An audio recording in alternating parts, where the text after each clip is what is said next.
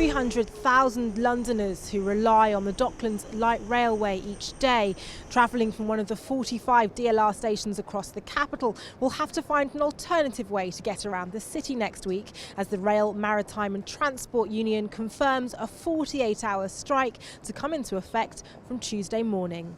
It's action which has been condemned by Transport for London.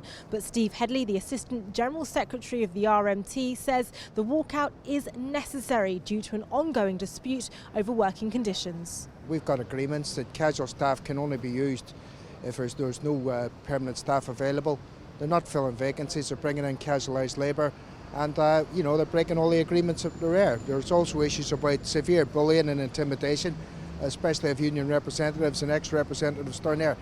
We've tried to resolve this. We've had several meetings with them. And, all they've got to do, really, if they want to resolve a situation, is to abide by the agreements that are there.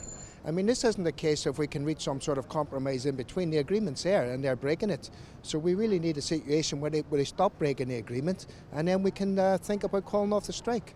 Unsurprisingly, the service operator disagrees. Kevin Thomas, the managing director of Keolis Amy Docklands, told London Live News in a statement, "We have held a number of meetings with RMT representatives in recent weeks, and it's clear that all of the issues they've raised can be resolved, or in some cases removed from the dispute and managed through the established appropriate channels. It is extremely frustrating that RMT appear intent on proceeding with strike action rather than seeking resolution to the issues.